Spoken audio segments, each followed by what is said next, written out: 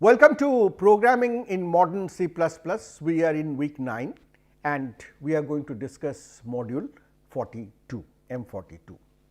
So, in the last module we have talked about doing formatted and unformatted I/O using C standard library, particularly the component stdio.h. We discussed I/O with file and string and specifically introduced the notion of files and streams and their association. In this module, we are going to discuss about the object oriented stream input output of C++. How does C++ do it? Obviously, stdio.h is also available in C++, as you know, as cstdio. You can, in the std namespace, you can use all those functions, but certainly you can do things in a lot better way in terms of using the object oriented stream operations in C++. This is the module outline, which will be there on your left panel all the time. So, let us identify what are the key features of C++ I/O. There are three key features. One is most of the C++ I/O features are object oriented, like in the C stdio.h you had everything as a collection of functions, procedural. Here you will have most of the things as classes and objects instantiated for those classes, and you will deal with the member functions of those classes. So, that is what makes it really flexible and gives you all the advantages that you have. The second is C++ uses type safe I/O. That is, in C, when you are trying to say write a value, say you are trying to write an integer value, int type of value, you will have to rightly specify the format in the corresponding position. If you write %d, it is good, but if you write %s and try to write an integer value, you will have unpredictable results. And this correspondence of the type of the value you are writing and the format specification that you have given is to be managed by the programmer, which is a big overhead and is a source of huge number of errors that have happened over time and keeps happening. But in C++, it is type safe. You do not have to specify the format to write, as you have seen. The format is picked up based on the type of the data you are going to stream, you are going to write. You just say that I want to write this, I want to read this. Compiler knows the type of the variable and accordingly chooses the right format. And if you want to change that default choice, there are also additional features given to you. So, type safety is a big feature. The third that you have is extensibility.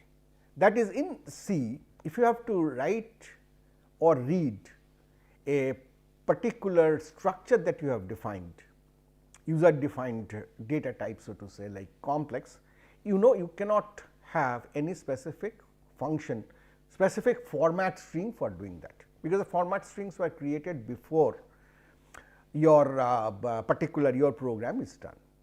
So, you have to take it component by component, always break it down to the lowest level of built-in types and do the read write. This is extremely inconvenient.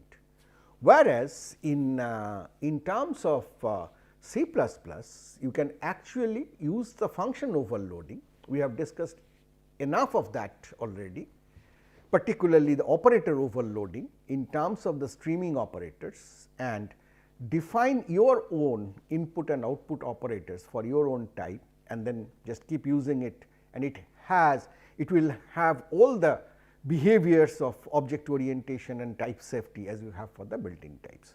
So, these are the three major features of C++ type of I/O, and that makes it really powerful.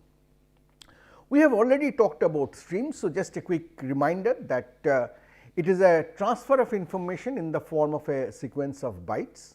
The term stream, I said, it comes from the natural water stream, and for doing I/O operations, here what you have is you have certain stream classes defined. So, if it is an input device, then it is represented by I stream, if it is typically std in, or you can have a file defined or associated as a IF stream object. You can understand that I stands for input, F stands for file.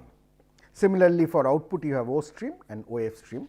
So, these are the classes given in the library, so that you have all that you need to do is to just specify the physical file object or the physical device with the corresponding stream type, and everything else will then come from that stream type class. So, you have already seen this, but not very consciously though. Now, again a reminder is I/O operation is a bottleneck, because I/O with the disk is very slow. So, you can do this, you can work around this if you have a low level I/O. That is what you do if individual bytes of interest, you can just put them in the buffer and flush them out, high speed, high volume you can do.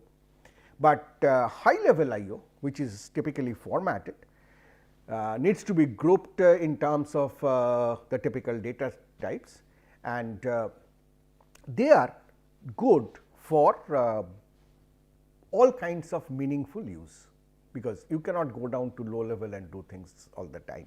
So, the streams give you a mechanism by which you can do a high level I/O with its advantages, but underlying it uses the buffers and all the padding and all those to make sure that you get the efficiency of the low level I/O. That is the basic process of the stream. So, to start with, let me introduce the stream libraries that we have. You are already familiar with I/O stream, which is this library. You can see here in this diagram, I am trying to show where basically there is a hierarchy of the major classes that are involved. So, you can see that you have your I/O stream is one. So, let me explain the notation. So, whatever you see in white, these are your classes. So, you have a hierarchy diagram amongst them. What you see in terms of boxed and red names are the standard library component. So, these are the headers that include the definitions of these corresponding classes. Whatever is in blue is what we will typically include in a user program. Whatever is green is included from these files, but we do not need to directly include them. So, if you recall into this, you will know that we have always started by including I/O stream. So, what do you get? If you include the I/O stream, then you actually get 4 streams, which we have always used, the C in for input, C out for output, and there are 2 more, C error for error reporting and C log for log reporting. Right? Since we have not worked with the files, we have not included this, but this will require to be included if I want to work with files input and output both. So, it has F stream, it has IF stream, which is input file stream, it is output file stream, and I/O stream. When you include I/O stream, it actually in turn includes these 2 headers, which we do not have to specify, which has the I stream and the O stream for input as well as output. Now, I have mentioned here another, which is I/O manip. It is a little unnatural name, with what it means input output manipulation. Manip comes from manipulator. So, this is how you can. So, if you include I/O stream, where for every data type you get a default formatting information in terms of what is the size, what is the weight to be written, alignment and so on and so forth.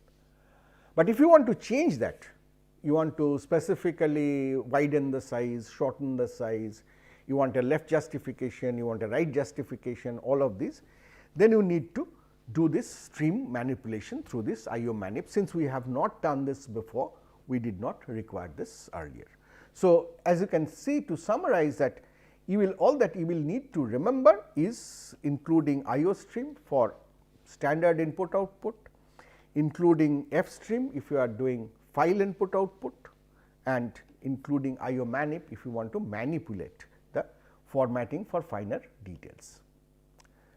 So, with that, let us take a quick look into the stream classes and objects. So, at the top you have IOS, which is the basic I stream and O stream come from there. You have in that you have the two operators which look like left shift operator for output streaming, right shift operator for the input streaming. Then you have I stream which has C in, then you have with that you have O stream with which you can do up to C out. You have seen this several times.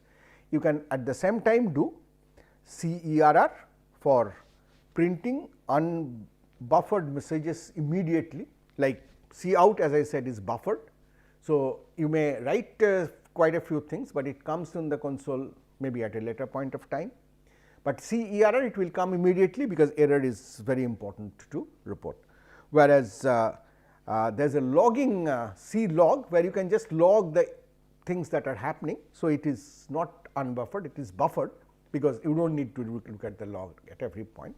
Whenever the buffer is full, like the C out, when the buffer is full or when it needs to be flushed, it is put together. So, coming to stream output, there is not much to add. It is on O stream, this operator, these are the typical ways to write. Just I would like to mention that flush, suppose if you are writing, then it is being written on the buffer and you are not being able to see it on the console because it is just being written on the buffer. So, if you want to make sure that whatever you have written is shown on the console, then you can do a flush, and the way to do this is to just output flush, like here you do a flush along with a new line. So, NPTEL is just not a new line, NPTEL is not equivalent to this. NPTEL or end line is actually a manipulator which puts a new line, but after that it flushes the output buffer. If you just use a new line, then you may find that actually the new line has been put to the C out, but you are not seeing it on the console. Right? Similarly, for kind of unformatted or character IO, you have put member function which you can call on the C out. As you can cascade your formatted IO, your object IO, you can also cascade the character IO like this C out dot put. So, basically you can make out that the result, this will put A onto the console and it will return C out again. So, this again becomes C out, exactly the same behavior which we see in terms of this operator. You have seen we have written that. So, you have seen that.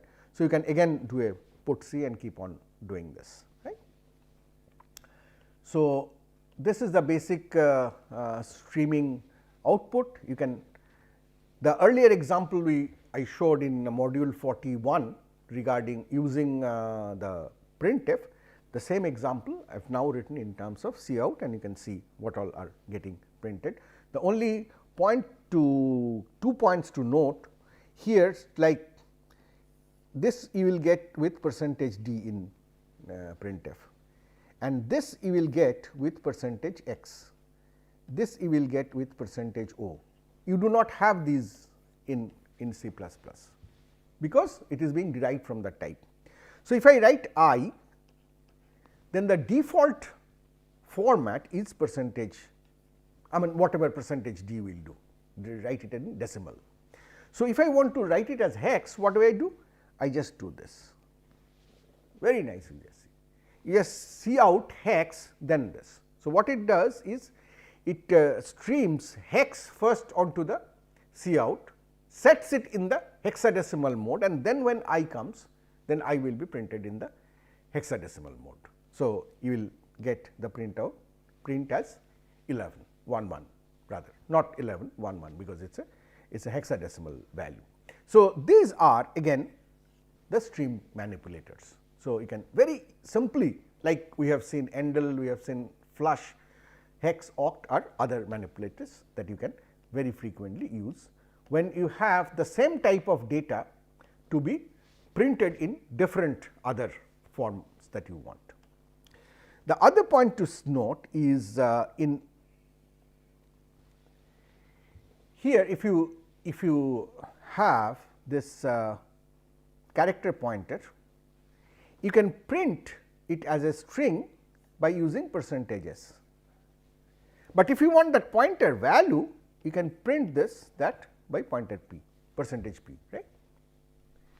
But here, when you do it with C out in C++, when you do it with OStream, the type it knows for S is char star, and char star is a string, C style string understanding for here. So, if you output S, then it will be output as a string, you will get this string. So, how do you get the value of S, value of this pointer, which you could get as %p? You cannot get that directly. So, all that you will need to do is to erase the type information from this pointer. So, you can use a C style casting to void star, which again you should not do, you should do a C++ style casting, cast the const char star to const void star and then use it, and in that case it will not know what type of value it is pointing to. So, it will not try to interpret that, it will simply print that value and you will get the pointer, that is address of the first character. So, these are the two basic differences from whatever we know in C. In terms of user defined type, obviously you have a big advantage, because now you can define, overload your output streaming operator and put it as a friend function in the class and cascade and write the user defined objects exactly as the built in objects are written. I am not going through these details, because we have already discussed this at length earlier. This is just a comparison of how it writes between C++ and C. If you write the similar things in both, you will find that these all actually write identically, though there are some differences in cases here when you are writing float or double. The default precision of %f or %lf is different from the default precision being taken. Of course, you can change that by streaming a appropriate manipulator of precision or set precision. There is a set precision manipulator. By setting that, you can change this precision and make them identical. Otherwise, all of these will look very similar, and you can very easily, when you write it side by side, you can very easily see that all these information which you will have to have in your mind, or you have to go back to module 41 slides and check the tables that I have given and carefully construct. You do not need to have any one of those here, very simple. You just say this is a value I want to output, that is it, right. So, that gives you a big advantage. Okay.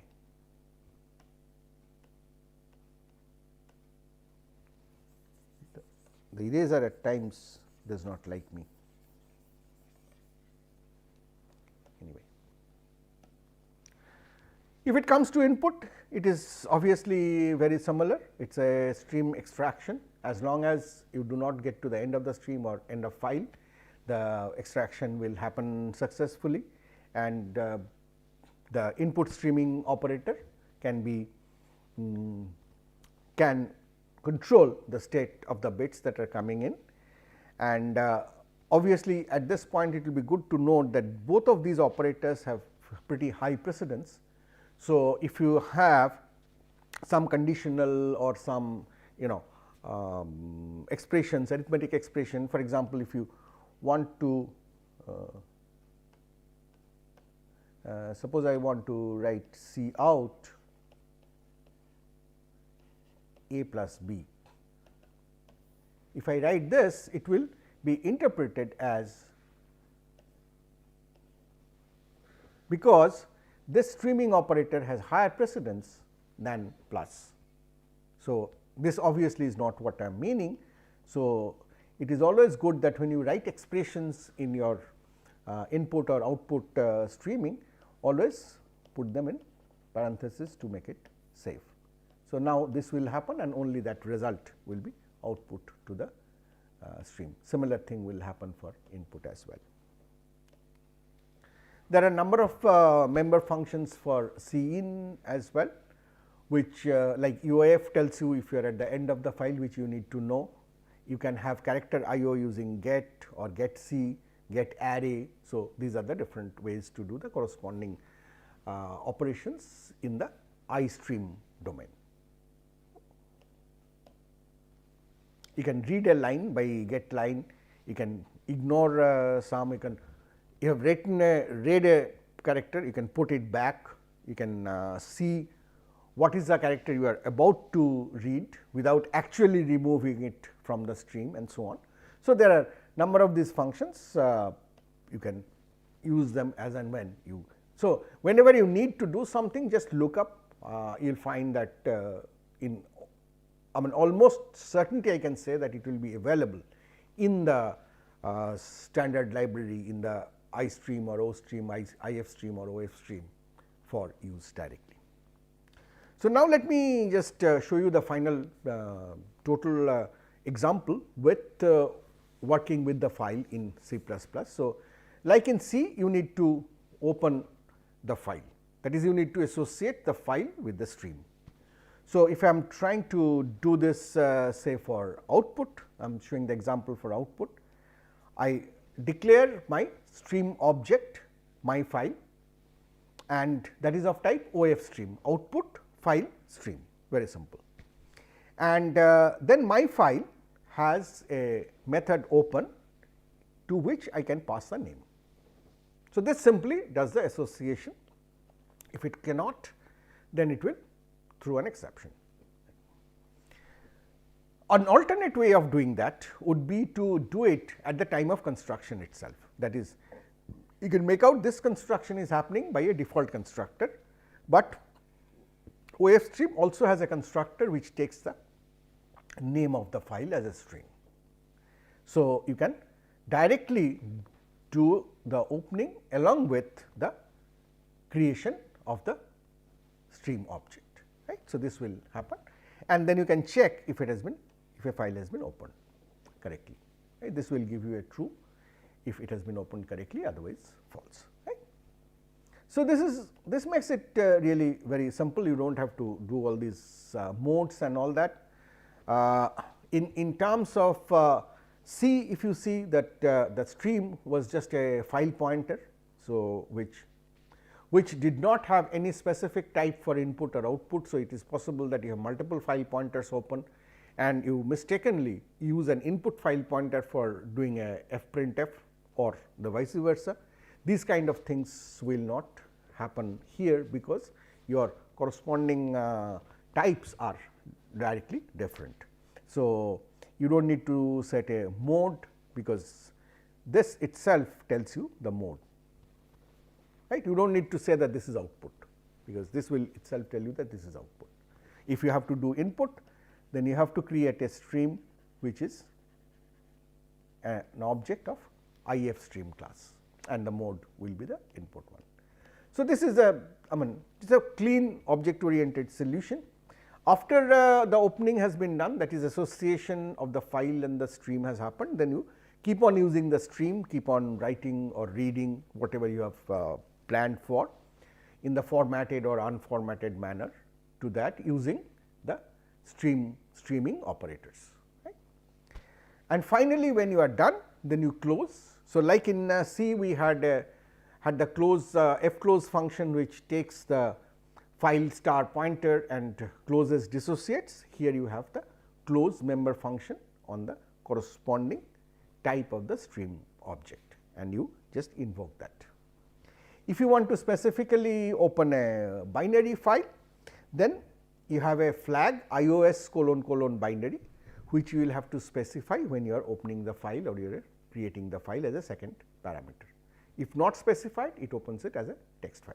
That is the default behavior.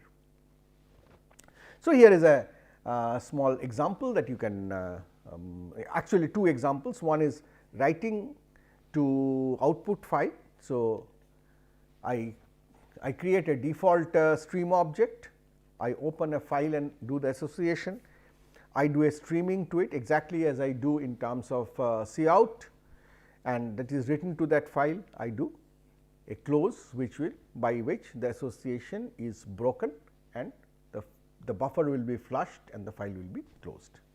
Similarly, here I am opening a stream with my given file at the construction itself. I check if it is open. If it is open, then I am reading from my file, that is what I have written here. I am reading that and I output that. So, I am reading it as a line. So, this is a line buffer. I read it as a line buffer and output that to the std out. When I am done, I close my input file. This is the simple way. Everything else besides these few lines, everything else is exactly as you did in case of cout or cin.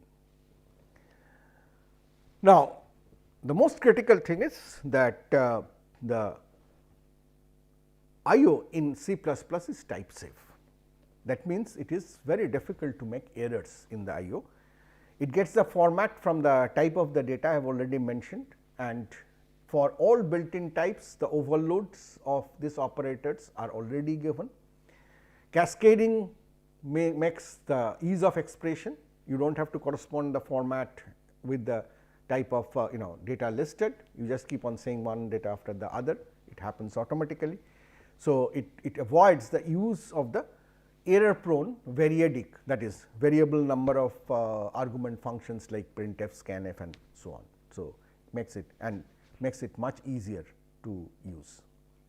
So, here is an example of type safety C versus C++. So, there are two types of two integer variables and one double variable. This is what I wanted to write for the integer %d, it prints OK. Here I have missed out on one %d, which can always happen, and I write 2.